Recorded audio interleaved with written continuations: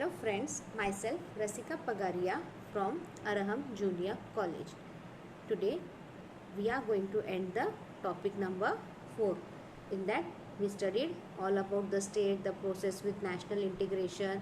Then we studied about the India, like after independence, what problem did India face, how did it overcome. Then it was all about our constitution. Then democracy played an important role in our constitution and all.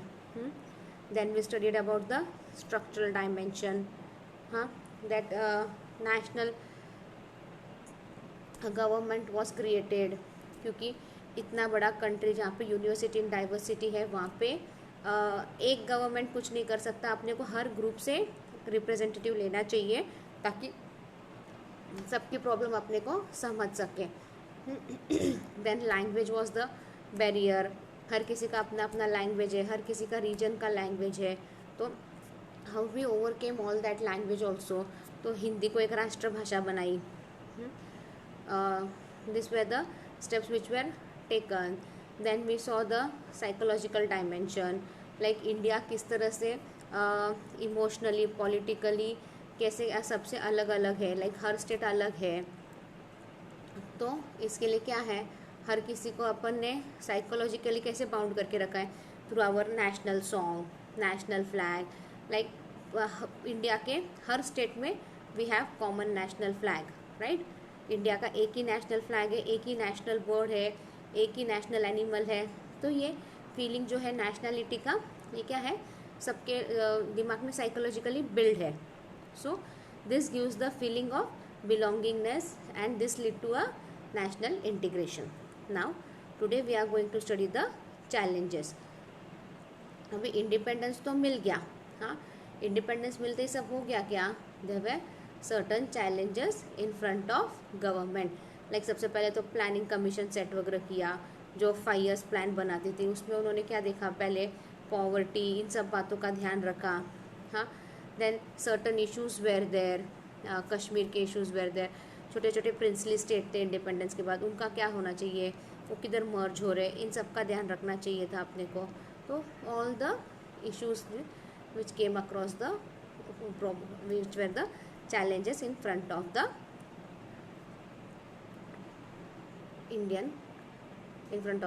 India. Now challenges were like, first challenges, cross border terrorism in Jammu and Kashmir. See, independence होते ही कश्मीर अलग हो गया, sorry, India and Pakistan अलग अलग बन गए थे, like they become different country. But Kashmir क्या था, कश्मीर एक ऐसा हिस्सा था जहाँ पे बहुत ज़्यादा प्रॉब्लम था. पाकिस्तान वो सेइंग कि Kashmir would be the part of Pakistan and we Indians were like Kashmir India का ही रहेगा. तो कश्मीर का कुछ पार्ट ऑलरेडी पाकिस्तान को मिल चुका था, but still there was like पूरा कश्मीर हमको चाहिए. It was the Pakistan who said this. The Indian independence act 1947 provided that the ruler of the princely state had to take the final decision whether they wish to join India or Pakistan. अभी जो princely state थे उनका decision था कि आपको India में जाना है या पाकिस्तान में जाना है. The problem in Jammu and Kashmir began with Pakistan sending tribal riots with the support of the army to force Maharaja Hari Singh of Jammu and Kashmir to join Pakistan. अब पाकिस्तान क्या कर रहे थे, they were sending certain riders, like वो हरी सिंह जो राजा था, who was the king of the Jammu and Kashmir state. उसको पाकिस्तान वाले क्या कर रहे थे, प्रेशराइज कर रहे थे कि तू जम्मू एंड कश्मीर पाकिस्तान का पार्ट बना. बट उसने क्या किया, हरी सिंह ने क्या किया, इंस्ट्रूमेंट ऑफ असैसिनेशन साइन कर दिया, जिसमें उसने स्टेट किया कि Jammu and Kashmir will be the part of Indian union. अब इंडिया में आ गया Jammu and Kashmir and Pakistan is still pressurising them. तो क्या हो गया, इंडिया ने तुरंत मिलिट्री फोर्स भेज दी टू प्रोटेक्ट द कश्मीर. इससे क्या हो गया, this resulted in the first Indian Pakistan war of 1947-48. Again in 1965 Pakistan send its infiltrator with the hope that they would lead the people of Jammu and Kashmir to raise against India. फिर 1965 में पाकिस्तान ने क्या किया, फिर उनके कुछ पाकिस्तानी भेजे ताकि वो जो पाकिस्तान जो इंडियंस है नाउ दे हैव, मुस्लिम लोग जो पाकिस्तानी लोग थे वो वहाँ पे इंडिया में आ चुके थे, उनको इन्फ्लुएंस करने को और इंडिया में हालात ख़राब करके they should go against Indian and that Jammu and Kashmir should become part of the Pakistan.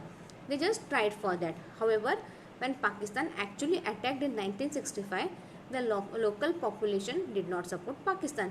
But वो जो लोकल वहाँ पे जो लोकल लोग थे उन्होंने पाकिस्तान को सपोर्ट नहीं किया. So Pakistan failed here. In 1965, Amullah Khan created a public front in Pakistan occupied Kashmir. The organization had an unofficial army wings called National Liberalization Front, which carried out sabotage activity in Jammu and Kashmir. अभी अमुल्ला खान क्या किया, उसने पाकिस्तान को लेके कश्मीर थोड़ा सा occupy कर लिया था.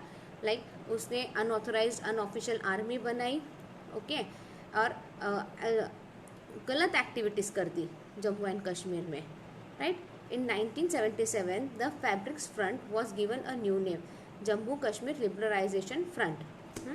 In 1989, a national conference worker was shot dead and Jammu Kashmir Liberalization Fund kidnapped Ruby Sayyed, daughter of then Home Minister.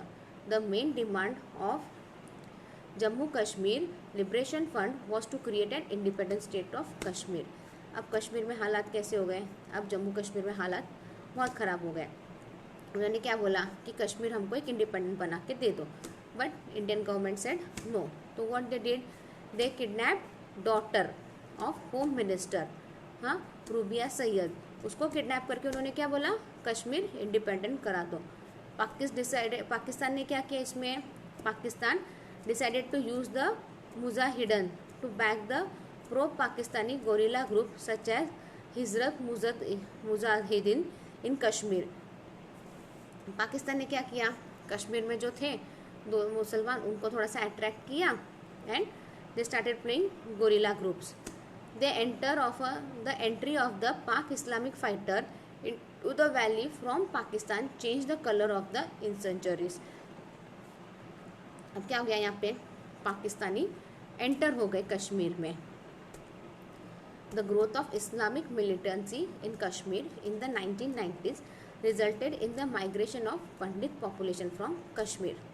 अब कश्मीर में इस्लामिक लोग भी थे और पंडित लोग भी थे.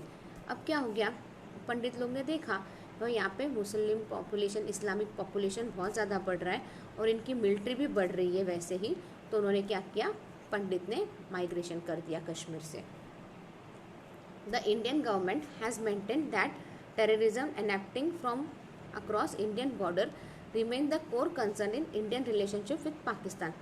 इंडिया गवर्नमेंट ने क्या किया, टेररिस्ट वगैरह इंडिया में ना घुसे, पाकिस्तान के टेररिस्ट इंडिया में ना घुसे, इसलिए they started protecting our borders and all. The government argued that infiltration from across the border is mainly in Jammu Kashmir which is affected by terrorist violence sponsored and supported from across the border. जो भी government ने क्या बोला, जो भी problem हो रही है कश्मीर में, ये सब बॉर्डर पर से आ रहे हैं लोग and they are creating the problem in the Jammu and Kashmir, और वो इसीलिए वहाँ पे टेररिस्ट वायलेंस सब बहुत ज़्यादा हो रहा है. The ministry of home government of India in its annual report of 2016-17 states, क्या स्टेट किया उसने, होम मिनिस्टर ने क्या स्टेट किया, the state of Jammu Kashmir has been affected by terrorist and violence sponsored and supported from across the border for more than 2.5 decades. 2.5 decades से Kashmir, Jammu and Kashmir में terrorist हो रहा है, वायलेंस हो रहा है, और ये सब कहाँ से आ रहा है, अक्रॉस द बॉर्डर आ रहा है.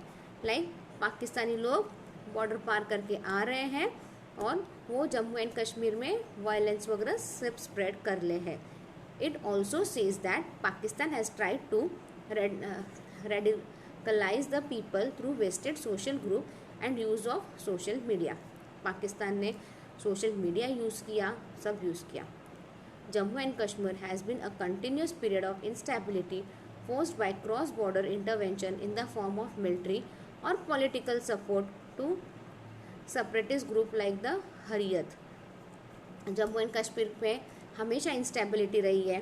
क्यों रही है, क्योंकि लोग, पाकिस्तानी लोग बॉर्डर क्रॉस करके इंडिया में घुस रहे हैं. They are entering Jammu and Kashmir and creating instability. The disturbing feature of the conflict is the use of children for stone throwing and burning of school by the militants. अब क्या कर रहे हैं वो लोग? When that, अपन ने कितनी बार न्यूज़ में देखा, टेररिस्ट आते हैं और वो किसी स्कूल में छुपते हैं या किसी घर में छुपते हैं, राइट. दे किडनैप, बच्चों को पकड़ते हैं, स्कूल में छुपते हैं and they start firing and all. इससे क्या होता है? वी बिकेम वीक ना, क्योंकि आज अपने को उन बच्चों को प्रोटेक्ट करना है. फिर वो when we have to burn the school so that the terrorists come out and all, then even we have to take certain action which is against our will. But अपने देश को बचाना है तो ये करना ही पड़ेगा ना. Now next is the left wing extremes in certain areas. The Naxalite movement, that is now referred to as a Maoist movement or left wing extreme, has its main support base among the landless agriculture labor, Dalit and tribal community. अब Naxalist movement अपन बोलते हैं ना, नक्सलवादी, गढ़चिरौली में नक्सलवादी है and all, सारे उनके और police के बीच में हमेशा वॉर चालू रहता है एंड ऑल. ये नक्सलवादी में कौन से है, क्या लोगों ने ये नक्सलवादी बनाया है? लाइक जो लैंडलेस एग्रीकल्चर लेबर थे, दलित थे, ट्राइबल कम्युनिटी थे, they came together and they form a Naxalist movement. It is also spreading in to urban centre, specially the blue collar workers. अब वो अर्बन में भी आ रहा है and it is spreading to the blue collar workers. It succeeds where there is a sense of injustice, exploitation, opposition and feel of neglect by the state. अब ये नक्सलवादी को कौन ये दे रहा है? Like who is supporting? जहाँ पे लोगों को लगता है कि बाबा मेरे साथ इनजस्टिस हो रहा है, मेरा एक्सप्लॉयटेशन हो रहा है, स्टेट हमारा ध्यान नहीं रख रही, हमारी फीलिंग्स की कदर नहीं कर रही है, वहाँ पे क्या हो रहा है? ये नक्सलिस्ट मूवमेंट स्प्रेड हो रहा है. The roots of the Naxalite movement can be traced to the Telangana movement. अभी नक्सलाइट मूवमेंट अपन इससे ये कर सकते हैं, कनेक्ट कर सकते हैं तेलंगाना मूवमेंट से. It was the first serious attempt to promote a peasant struggle by the Indian communist. ये पहला स्ट्रगल था जहाँ पे उन्होंने पीसेंट वर्कर्स के लिए स्ट्रगल किया था. The movement did gain an initial success, but the momentum of the movement ended with the land reform initiated by the Indian government. पहले ये मूवमेंट काफ़ी अच्छे से चला, बट गवर्नमेंट ने क्या कर दिया? ये सारा एंड कर दिया, फार्मर्स को लैंड वगैरह दे दी and everything was sorted out. Naxalists began as a protest against the federal order in 1967 at Naxalbari in West Bengal. Naxalist कहाँ पे हुआ ये चालू? सबसे पहले वेस्ट बंगाल में आए. At an ideological level the root may be traced in the writing of the Charu Majumdar, whose article were based on the ideology of Marx Lenin Mao. This movement lost its momentum in the 17 after the arrest of Muzaffar and the government policies of non tolerance of the agitation. अभी किसने चालू किया था नक्सलिस्ट? सारा चारू मुजफ्फर ने चालू किया था. वो किसके आइडियोलॉजी पे बेस्ड था? मार्क्स लेनिनो मियो के आइडियोलॉजी पे बेस्ड था. उसका ये सब एंड कब हुआ? 17th सेंचुरी में, जब मुजफ्फर को अरेस्ट कर लिया गवर्नमेंट ने, और क्या चार्जेस लगाए उस पर? Non tolerance of the agitation. Later in the 1980s it was revived once again and has eventually taken a military turn. और फिर उसको एक मिलिट्री का टर्न दे दिया. इन 2004 the Naxalite group, the Communist Party of India and other similar group joined together to form a community part of India. अभी Naxalist group, communist party of India और ऐसे बहुत से छोटे छोटे ग्रुप आए and they form a one group that is Maoist. This unified CPI, like a Communist Party of India, represented a unified organization network based on the ideology foundation of Marxism Maoism. अभी उन्होंने ये किसके सारे group, ये छोटे छोटे group together, they came together, they formed a organisation और उसका नाम था Marxist Leninism Maoism. The military of Home Minister observed that efforts are made by left-wing extremists to prevent implementation of development work including infrastructure like railway, road, power and telecom through violence and terror. अभी home minister ने क्या देखा, हाँ left wing क्या कर रही है, efforts ले रही है ताकि वो डेवलप ना होने दे, लाइक इंफ्रास्ट्रक्चर, अपना रेलवे, रोड, टेलीकॉम, ये सब डेवलप होने ही नहीं दे रही थी. The purpose of this is to show the government structure at field level as being ineffective, ताकि वो दिखा सके, गवर्नमेंट बाकी सबको दिखा सके कि गवर्नमेंट यहाँ पे अच्छे से काम नहीं कर रही है. Maoist operations are based primarily in the rural and under developed areas of India. आज भी ये मायोस्ट कहाँ पाए जाते हैं, जहाँ पे रूरल एरिया है और अंडर डेवलप्ड है. Area that lack communication facility are generally forested और have difficulty terrain where the security force cannot operate with impunity are the area of operation of the Naxal group. Naxal group कहाँ operate कर रही है आज, जहाँ पे security problem है, जहाँ पे गवर्नमेंट अच्छे से काम नहीं कर पा रही है, जहाँ पे मिलिट्री वगैरह ना, कम्युनिकेशन सब प्रॉब्लम है, वहाँ पे ये काम कर रही है. Some of these broad tactics are as follow: use of propaganda slogan, establishment of mass movement, mobilization of women, tribal and minority into the revolution, mobilization of urban population on mass issue, develop appropriate forms of military organization.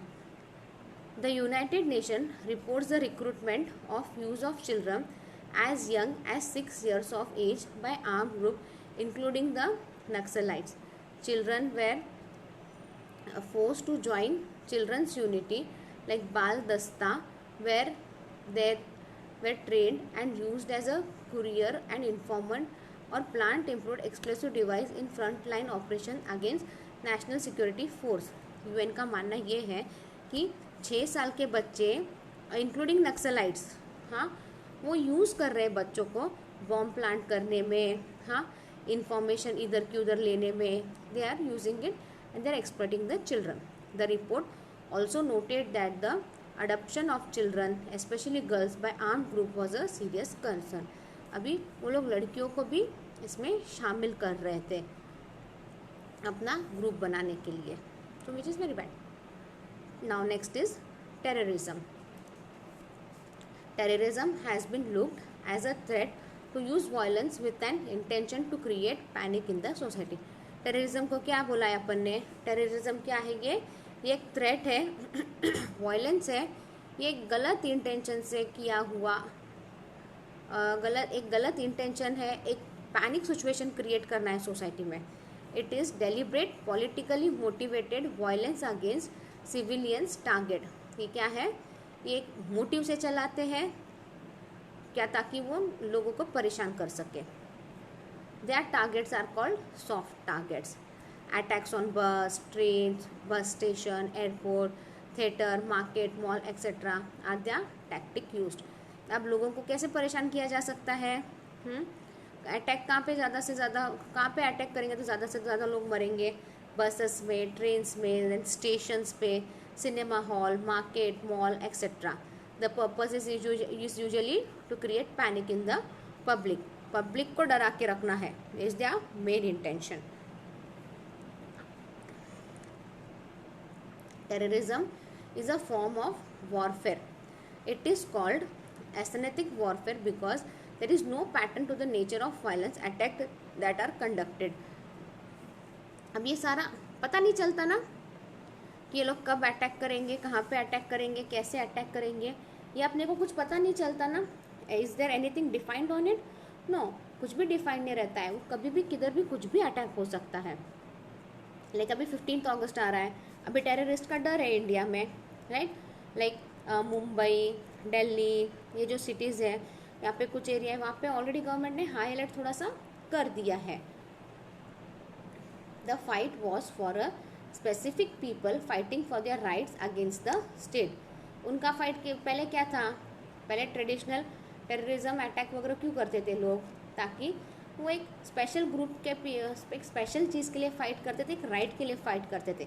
For example the liberalization tigers of Tamil Eelam were fighting for the right of Tamil in Sri Lanka. Irish publication army fought for the right of Irish people. हाँ, ऐसे हर कोई, ये लोग क्यों झगड़ा कर रहे थे? Why they were creating panic in the public for some better reason. But आज मॉडर्न टेररिज्म क्या है? स्टेट सेंट्रिक है क्या? नहीं. The modern day terrorism fight for abstract ideology goals और बिलीफ्स. मतलब गलत चीज़ के लिए फाइट करना, गलत आइडियोलॉजी के लिए, गलत गोल, गलत बिलीफ के लिए फाइट करना. दिस गोल्स में भी रिलीजियस इन नेचर. बहुत बार क्या रहता है? ये रिलीजियस रहता है. They are usually part of some organization that fights at a global level. अब ये टेररिस्ट क्या रहते हैं? They fight at the global level. The New York attack of 11 September 2001 is considered the beginning of modern day terrorism. अब modern terrorism अपन कब consider करते हैं, कब चालू हुआ बोलते हैं अपन? जब न्यूयॉर्क पे अटैक हुआ था. That is was on 11 September 2001. The Nigerian terrorist group Boko Haram, the Afghani Taliban are some example of such group. ये उस ग्रुप्स के नाम है और एक एग्जाम्पल्स है.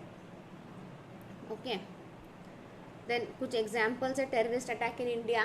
लाइक 12 मार्च को 1993 में 12 बॉम्ब एक्सप्लोजन हुए थे मुंबई में. हाँ, एक ही दिन में हुए थे. हाँ, the explosion were caused at commercial center and other landmark of Mumbai like Indian airport, Air India building, stock exchange building. फिर बीच पे हुआ था एंड ऐसे सब जगह पे हुआ था. फिर 98 में कहाँ हुआ था? बॉम्ब ब्लास्ट हुआ था कोयम्बतूर में. 13 December 2001 5 terrorists belonging to Jaish-e-Mohammed and Lashkar targeted Indian Parliament. Then on 23rd September 2004 Akshardham temple Gandhinagar में हुआ था, गुजरात में हुआ था. 2 टेररिस्ट आए थे, 30 पीपल मरे थे एंड 80 वर इंजर्ड. 2006 में 11 जुलाई 2006 में 7 blast took place in Mumbai. Local train में हुआ था और ये सारा 11 मिनट्स में हुआ था ड्यूरिंग, और वो भी पूरे रश आवर में. The bombs were set up of in pressure cookers on train जो वेस्टर्न लाइन पे चल रही थी, सब अर्बन रेलवे नेटवर्क में चल रहे थे, तो बहुत से लोग उसमें मरे थे. Then on 8 Feb 2007 bomb were set off in 2 carriages in the Samjhauta express. Samjhauta express में बॉम्ब सेट कर दिया था. देन 2008 26 नवंबर 2008 में क्या होता? Terrorist attack took place in Mumbai. ये कहाँ हुआ था?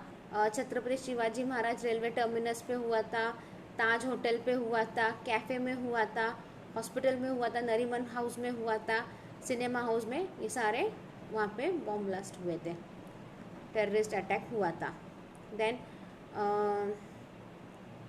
16 में कहाँ हुआ था? ऑन 18 September 2016 में हो गया, 19 में हो गया. Then latest was on 1 May 2019. A landmine killed 15 Indian police and their driver in Gadchiroli. Police have blamed the blast on Naxalwadis group. Naxalwadis ने किया था ये. Now last one is the role of state. Public order, peace and stability are the critical necessity for progress. अभी public order, stability, piece, ये सारा क्या है? ज़रूरी है प्रोग्रेस के लिए. हाँ, and unruly society would remain to economic disaster. अगर सोसाइटी अच्छे से पीसफुली नहीं चली तो it would create economic disaster. The quality of life of our citizen is in great measure depend upon the maintenance of the public order. अभी सबका life अच्छे से कब चल सकता है? जब हर जगह पीस एंड ऑर्डर हो. राइट. अगर हर जगह कॉन्फ्लिक्ट होता रहेगा, प्रॉपर से ऑर्डर नहीं रहता रहेगा, तो क्या होगा? There would be no peace, there would be no stability, कुछ भी नहीं रहेगा. तो role of state national integration में और पीस में इम्पॉर्टेंट है. The first level is of basic goal that are given in the Indian Constitution. The second level deals with the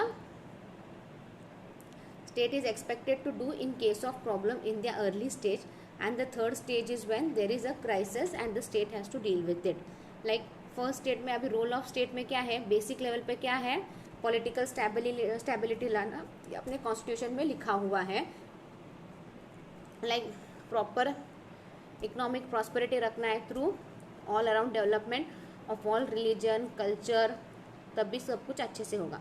second level में क्या हुआ है, द स्टेट को क्या करना है, अच्छे से काउंसिल बोर्ड वगैरह बनाना है, एम्प्लॉयमेंट जनरेट करना है, promote private sector and public sector, तभी सब कुछ अच्छे से हो सकता है.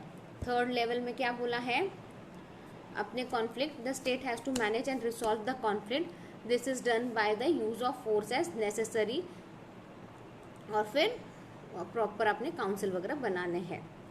सी we have completed our fourth chapter. In next chapter we'll be looking at another aspects of contemporary India. We'll be studying the concept of citizen-centric administration, that is the part of good governance. Thank you.